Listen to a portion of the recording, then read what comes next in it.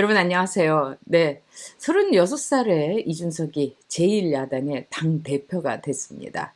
지금까지 우리 헌정사상 없었던 일이고 또 앞으로도 굉장히 이 기록은 깨기 어려운 그야말로 정말 예상치 못한 그리고 아주 기적과도 같은 일이었습니다.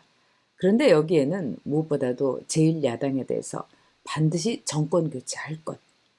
그러기 위해서는 변해라, 달라져라, 젊어져라, 확 뒤집어 엎어라 하는 민심의 명령이 있었다고 저는 생각합니다.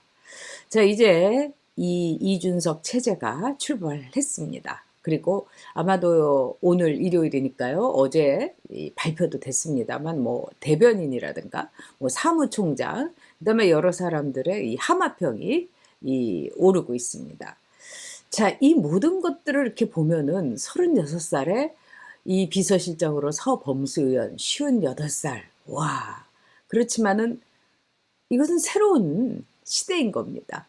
나이가 정말 숫자에 불과하다는 것.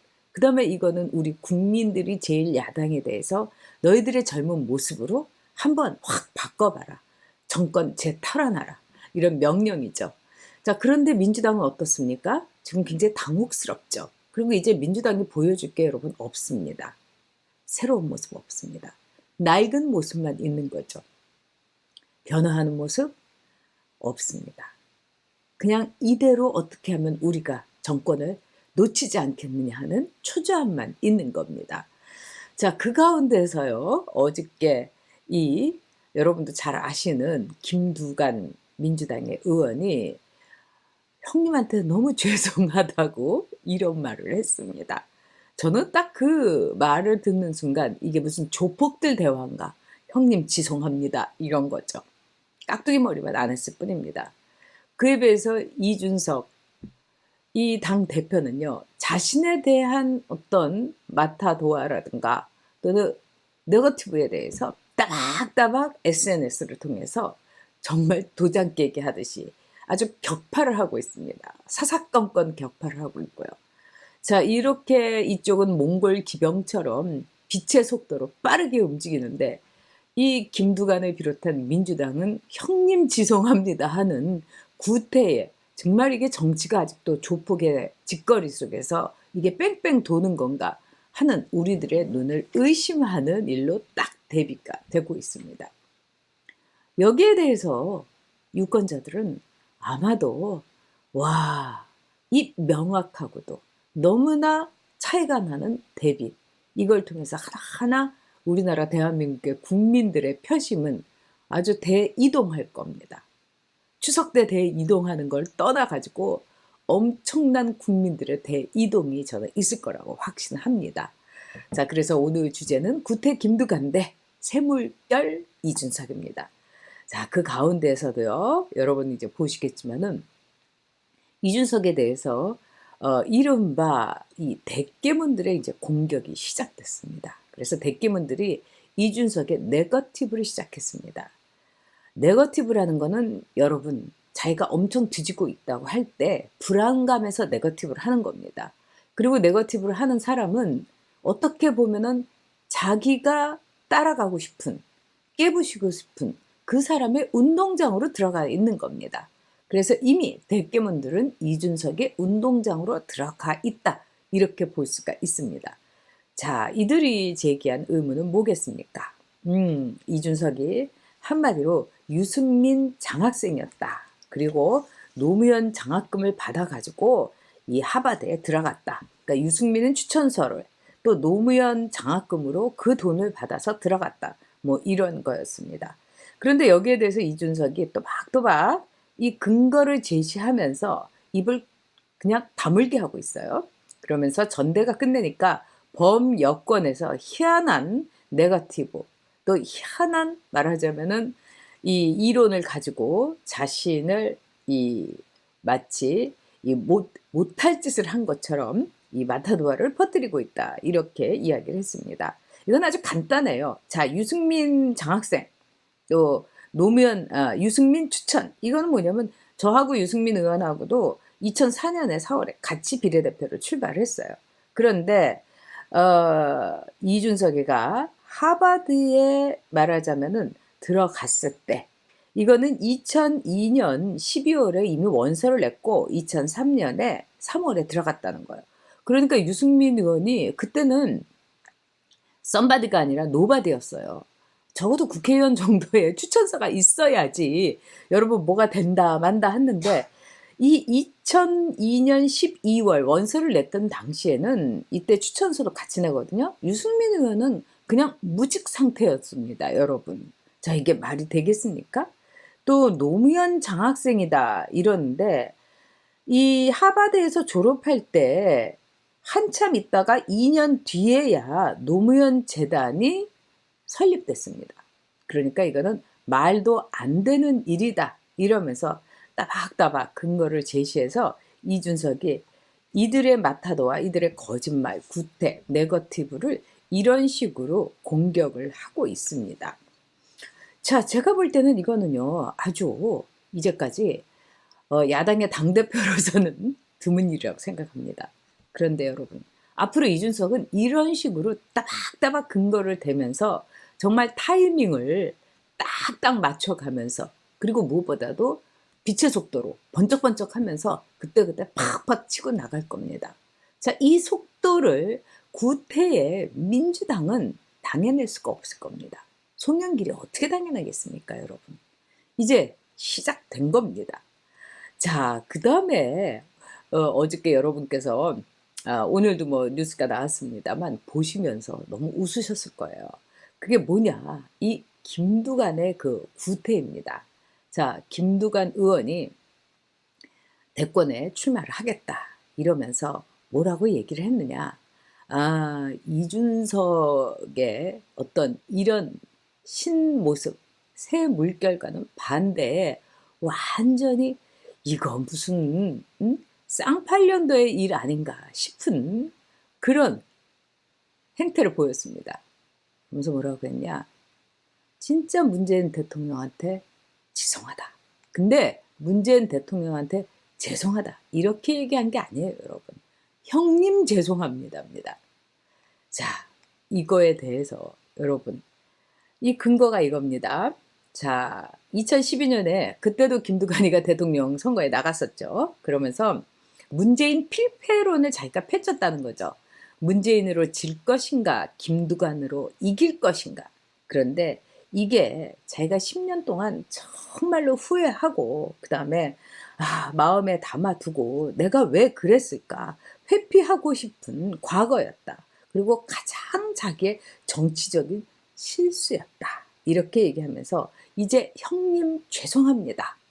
형님 저를 용서해 주세요. 이렇게 말하자면은 글을 올렸습니다. 그러면서 뭐라고 하냐. 자기가 이렇게 하는데 조언을 해준 사람이 어준이었다. 그래서 김어준의 말을 자기가 듣고서 형님 죄송합니다. 이런다고 하면서 김어준의 말하자면 뭐 다스베이다라든가 이런 데 나와가지고 주절주절 됐다고 합니다. 자, 이거는 여러분 어떻게 보십니까? 정말 쌍팔년도의 조폭들이 형님한테 깍두기 머리 하고요. 차렷자세로 형님 죽여주십시오. 형님 죄송합니다. 저 이제 또 다시 대권을 꿈꾸고 있는데 이제 반문을 해가지고는 불가능하다. 그러니까 친문들, 대깨문한테 러브콜을 보내면서 납작 엎드리는 거다. 이렇게 볼 수 있는 거죠. 참 이런 모습 여러분 어떠십니까? 정말 낡은 행태, 한심하죠. 어디서 형님을 찾습니까? 그리고 듣는 문재인도 기분 나쁠 겁니다. 그러지 않아도 대통령 자리에 앞으로 있을 시간이 얼마 없어가지고 시간 세고 어떻게든지 정수기하고 한 번이라도 더 비행기 다 타려고 이번에도 완전 관광 코스로 스페인까지 넣어가지고 다 짰지 않습니까? 이런데 나를 형님이라고 불러? 듣는 문재인도 기분 나쁘고 아마 대깨분에서도 반응이 안 좋을 겁니다. 근데 이거는 김두관의 구태인 거죠. 민주당스러운 거죠. 왜? 민주당에서는 사석에서요. 국회의원이 말하자면은 그 운동권의 선배들한테 납작 엎드리면서 형님 이럽니다. 그거하고 똑같은 거죠. 그리고 아무리 어떤 직책이 있다 하더라도 운동권의 레벨대로 움직이는 겁니다. 그래서 한명숙이를 재심을 하고 윤미향이 남편의 레벨 때문에 윤미향을 쳐내지 못하고 뭐 이런 이야기가 민주당 근처에서 솔솔 나오고 있는 거죠. 자, 이런 구태에 맞서서 이제 우리는 이준석이라는 정말 몽골 기병 같은 빛의 속도로 또 새 시대의 디지털 이 IT로 중무장한 젊은 친구를 만나게 됐습니다. 근데 이 이준석이가 얘기하는 게 시험보자였어요. 시험보자. 그리고 뭐 황보 승희를 대변인으로 했지만 밑에 있는 뭐 부대면인 이 사람들이 일을 더 많이 하게 될 것 같습니다. 왜냐? 이 사람들을 토론 배틀을 통해 가지고 뽑겠다. 그리고 무엇보다도 중요한 거는 내년 지방자치제 선거. 이거 준비하는 사람들 지금 아주 전국에 숱하게 있습니다. 그래서 이 사람들한테 일정 선상의 상식을 묻는 시험을 보겠다. 이준석이 이렇게 얘기했어요. 그래서 뒤집어 엎어진 거예요. 그래서 막판에 왜 당심이 그렇게 이준석에서 떠났냐. 오히려 TK에서는 박근혜의 탄핵에 대해서 결단을 내리라. 이런 이준석의 선언에 대해서 부응하면서 투표가 이준석한테 쏠렸다고 합니다. 그런데 전국적으로 우와, 시험 본다고? 나 내년에 지자체 선거에 나갈 건데 시험을 나보고 보라고? 이러면서 기득권의 반발이 있었던 거죠. 자, 여러분, 지방자치단체 지금요 민주당에서 싹쓸이 했지 않습니까? 엄청나게 해먹고 있습니다. 그리고 이렇게까지 싹쓸이 할 거라고는 민주당이 예상을 못했기 때문에 3년 전에 뽑힌 사람들 중에는 기가 막힌 사람들이 너무나 많았습니다. 자, 이런 사람들이 기득권을 갖고 계속해서 도의원, 뭐 시의원, 구의원, 군의원 다 하겠다고 나오겠죠. 그런데 국민의힘도 마찬가지입니다. 이 사람들 가운데서 정말 우리가 국회의원도 시험 봤으면 좋겠다. 시의원도 시험 봤으면 좋겠다. 도의원도 군의원도 우리가 왜 이런 말을 하겠습니까? 정말 어디서 저런 사람이 됐지? 국회의원의 몸종 같은 하녀 같은 시녀 같은 하인 같은 사람들이 말하자면은 지방자치단체에 이 뭐 구의회 의장이니 뭐 시의회 의장이니 이렇게 돼갖고 황당한 일을 저지르고 있는 겁니다. 예를 들자면 여러분 이런 일도 있었습니다. 모 지방에서 국회의원이 어떤 사람을 공천을 해줬어요. 근데 아주 그냥 뒤집어 엎어졌습니다. 이 사람 엄청난 재력가예요. 근데 이 사람은 말 그대로 일자 무식이었어요, 여러분. 한글을 읽지 못하는 문맹이었습니다. 근데 공천을 해줬어요. 그러면서 그 국회의원이 말하기를 꼭 글을 읽는다고 해서 정치를 못하는 건 아닙니다. 정치는 글을 못 읽어도 할 수 있다고 이렇게 했습니다. 자, 그런 사람을 문맹인 사람이 어떻게 국민을 대신해서 일을 하고 자기 지방자치제를 대신해서 활발하게 자료를 읽고 문제를 제기할 수 있겠습니까? 그 국회의원이 어떻게 해서 그 사람을 공천을 했을까요? 다 우리는 답을 알고 있는 겁니다. 근데 이준석이 그걸 없애겠다고 하는 겁니다. 자, 이준석은요 그동안에 지하철을 타고 다니면서 움직였고 또 따릉이 자전거를 타고 다니면서 인터뷰를 했다고 합니다. 앞으로 뭐 이준석은 차를 타고 다니겠죠. 당대표니까. 하지만 이준석이라는 젊은이가 갖고 있는 그 속도, 새로움, 그리고 이 시대에 대한 선구안, 이거는 민주당이 절대로 따라올 수가 없을 겁니다. 자, 저는 그런 점에서 이른바 시험부자, 이거는 내로남불, 이 좌파를 완전히 허물어뜨리는 일종의 선전포고라고 생각합니다. 실력으로 붙자. 그리고 운동권의 서열과 또는 자신들의 카르텔로 말도 안 되는 것들을 공천하고 이러면서 형님 지송합니다까지 이르는 그들의 카르텔에 대한 이준석의 반격이다. 이렇게 봅니다. 지금 보면은 조민이라든가 또는 인턴을 하지 않고서도 압박 찬스로 최강욱의 인턴 증명서를 받았던 이 조국의 아들이라든가, 이게 바로 민주당의 현주소고 좌파 정권의 현주소입니다. 그야말로 아버지의 찬스, 엄마 찬스로 통해서 현대판 음서제를 완성하고 있는 것이 지금의 민주당 좌파 정권이기 때문입니다. 자, 시험 봅시다. 왜 두려워합니까? 시험 보면 됩니다.